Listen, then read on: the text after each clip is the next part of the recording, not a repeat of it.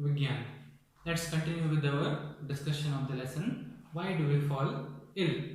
In this session, we will be discussing about two important aspects. One is the different types of infectious agents. That is basically classification of the pathogens. The second question we will be answering is why should we categorize the pathogens? Why is grouping of pathogens required? And lastly, we will be discussing about the means of spread. How does a disease spread? What are the agents that help in the spread of the disease? So let's get started. So on the board, I have written down names of 12 most common diseases seen in parts of India. So right from common cold to sleeping sickness, tuberculosis, elephantiasis, anthrax, COVID-19, which is very rampant these days, malaria, leprosy, jaundice, ringworm, candidiasis, and hookworm. Now, what I want you to do is classify these diseases or categorize them or put these diseases into groups. Let's start grouping them. Now, we can do it in two ways, either by knowing the causative agent, which pathogen is causing which disease, we can group like that, or we can also group it on the basis of means of spread. How are these diseases spread from an infected person to a healthy person? Let's take the first option. So, common cold. What is the causative agent of common cold? Which pathogen causes common cold? So, cold is caused by a virus. So, let me denote it with the V inside the bracket. Tuberculosis. What causes tuberculosis? Tuberculosis is caused by a bacteria. It's a bacterial disease. Common cold is caused by rhinovirus. Tuberculosis is caused by Mycobacterium tuberculosis. Anthrax is also a bacterial disease caused by Bacillus anthracis. Malaria. It is spread by mosquitoes, but the pathogen is Plasmodium. Plasmodium is a protozoan. So I denote it using a P. Jaundice. Now jaundice is not exactly a disease. Jaundice is a symptom which tells us about the underlying, there could be a lot of underlying factors in jaundice, but in general we say that jaundice is a disease. Jaundice could be caused due to a virus, it could be because of a liver failure, it could be because of alcoholic liver failure, it could be because of pancreatitis, it could be because of cirrhosis. There are many factors, but in general, jaundice is recognized by yellowing of the skin and yellowing of the eye. It is a symptom. There are many underlying factors. Jaundice is caused by virus, in this case, hepatitis virus, hepatitis A, C, D, E. Candidiasis. Candidiasis is a disease of mouth, throat, and also the vagina. Candidiasis is caused by a fungus. Candida is the name of the fungus. Sleeping sickness. Sleeping sickness is caused by a pathogen called as trypanosoma. Trypanosoma belongs to protozoans. P. Elephantiasis. Elephantiasis is caused by worms, filarial worms called as Wuchereria bancrofti. So it is caused by a worm, W. COVID-19 is caused by a virus, coronavirus. Leprosy, Kushtarog, is caused by Mycobacterium leprae. So it's a bacteria. Ringworm Don't be fooled by the term worm. Ringworm is actually a fungal disease. A ring-like structure is seen, that is caused by fungus. Fungus could be epidermophyton, trichoderma, etc. Hookworm. Hookworm is a worm. It is caused by a worm. So now, based on the causative agent, we have classified these diseases. So, these are all your pathogens or your infectious agents. So, in general, we can classify or we can group the pathogens into 5 categories. It could be a bacterial disease caused by a bacteria. It could be caused due to a virus. It could be caused due to a protozoa, or it could be caused due to worms, or due to fungus. These are the 5 most common type of infectious agents, pathogens, which cause diseases. In each group or in each family, there are hundreds of organisms. For example, let us say bacteria. Bacterial diseases: leprosy, Mycobacterium leprae; anthrax, Bacillus anthracis; tuberculosis, Mycobacterium tuberculosis; typhoid, Salmonella typhi. There are different types, species of bacteria, but in general they belong to the bacterial family. Now, the next question is, why do we need to classify these pathogens into groups? We know that each of these groups contain a large number of organisms, a large number of different species. So, one of the advantage of studying them as groups or as categories is that it makes it very easy to study the organisms. For example, it could be their life cycle or their mode of infection, etc.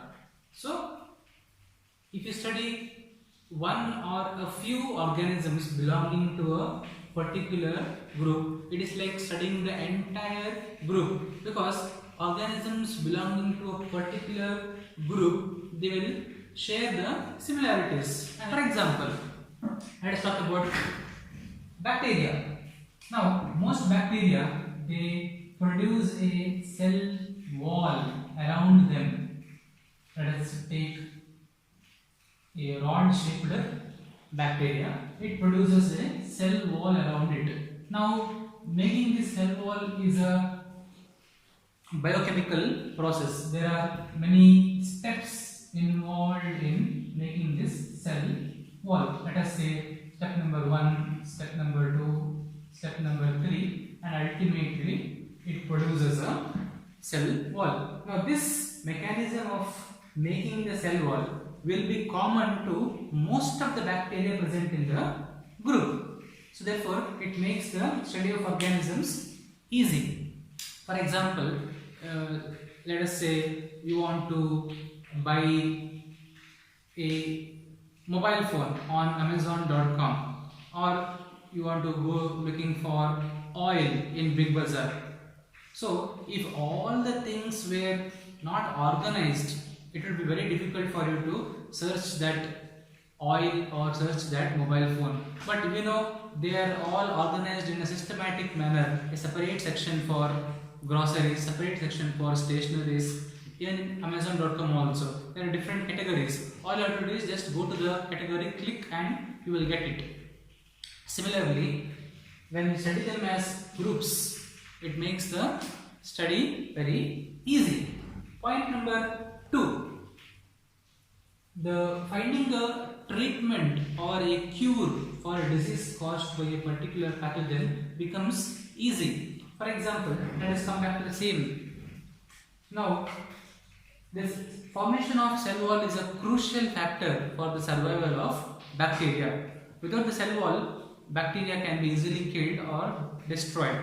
Now, if you want to treat a particular bacterial disease, let us say cough, okay, the number of bacteria in our throat increases, resulting in throat pain or throat dryness, etc. So, what is the most common treatment method we use? That is, we go for antibiotics,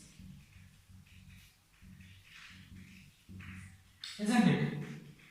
What is this? Anti, against, biotic, another life. In this case, it is against life. It is against the organism, that is bacteria. Now, antibiotics will not work against virus. Antibiotics will work only against bacteria. I'll tell you why in a short while from now. So now, what does this antibiotic do? This antibiotic mostly it will either target its reproduction process or it can target the cell wall making, any one of the steps. Now, when this cell wall making process is hampered, cell wall is not formed, therefore the bacteria can be easily killed by the antibiotic. Therefore, it makes the finding the cure or treatment becomes very easy when we study them as groups. Now, I was talking about antibiotics, how antibiotics does not affect viruses. For example, let us say you have common cold, right? It is caused by a virus. Now, when you have a common cold, you cannot take antibiotics because antibiotics won't have any effect on this virus unless the common cold is associated or accompanied with other bacterial infections. In that case, you can take. So, when you take the antibiotic, it can kill those bacteria. Therefore, the severity may reduce. But antibiotics does not kill virus. It can kill only bacteria. Why? Because viruses, they are present inside the cell. Bacteria, more often than not, they are present outside the cell. They usually do not enter the cell. Therefore, antibiotics can easily target bacteria, but in the case of viruses, they are ineffective.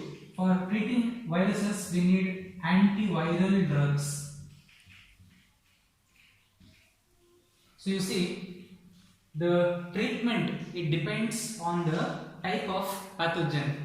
The same treatment cannot be used for two different pathogens because their life processes, their mechanism, etc. will be different. So that is why categorizing these infectious agents into different families helps us in these two ways. So now let us discuss how these infectious agents are spread. How do diseases spread from one infected individual to a healthy individual?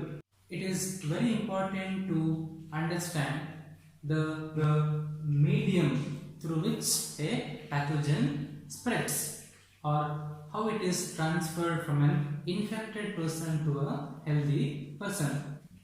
The disease could spread through air, it can spread through contaminated water or food, it can spread through soil, it can also spread through direct contact.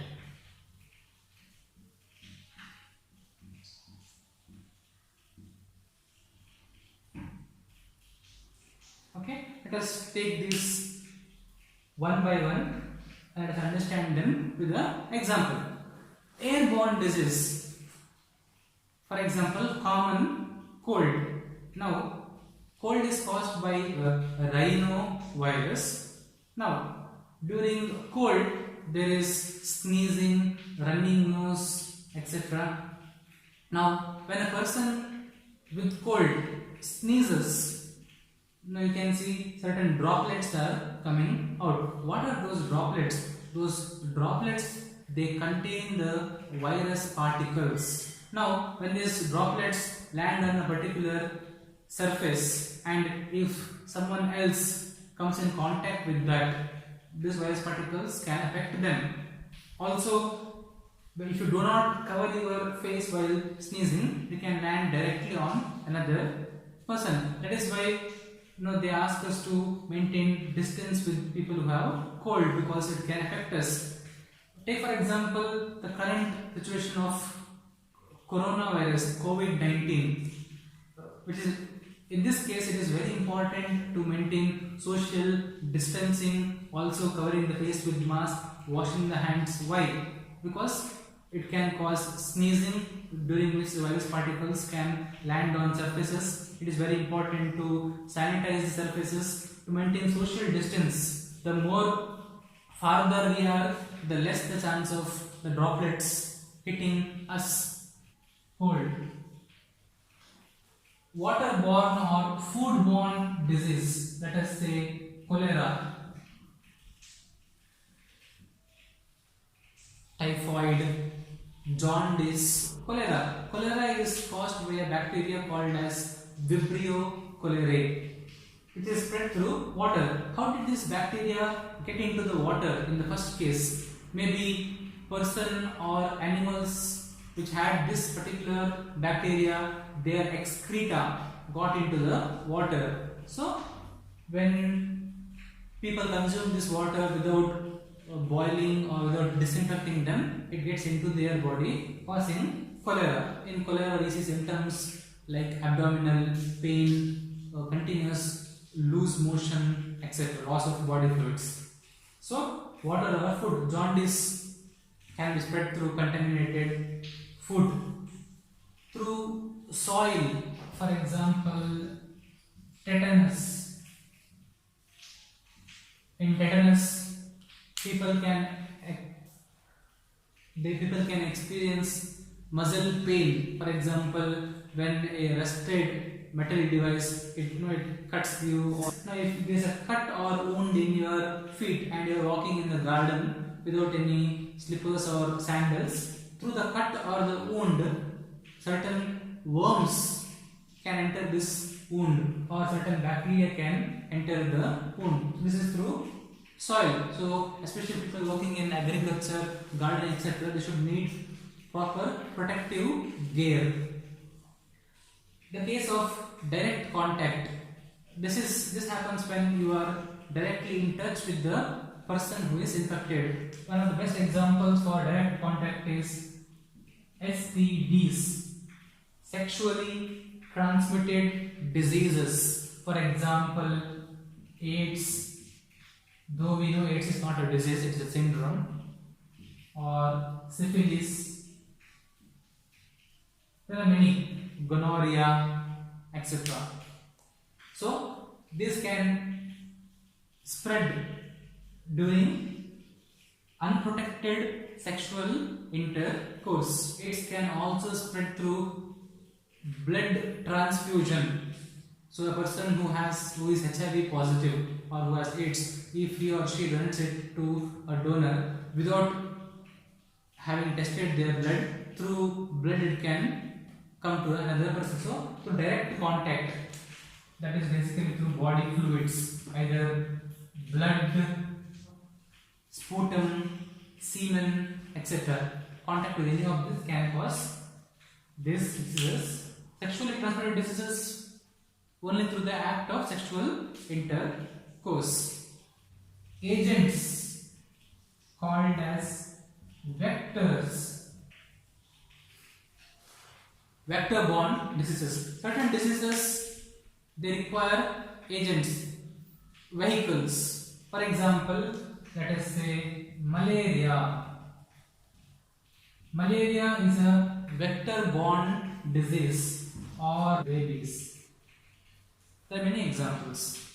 What is this vector? So you have the pathogen, which is the disease-causing organism. Now, this disease-causing organism, if it has to go to a healthy individual, it needs transportation. So vectors are nothing but their transporting agent. In the case of malaria, mosquito is the vector. To be specific, female Anopheles mosquito.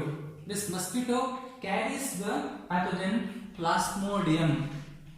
When it comes and bites, this pathogen will then get into our blood. For example, rabies.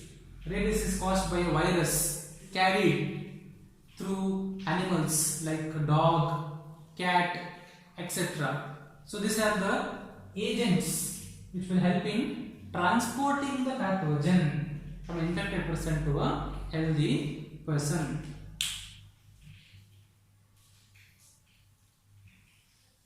So agents, they act like vehicles. They themselves do not cause the disease. They just carry the pathogen. Different pathogens are carried through different mechanisms. Thank you.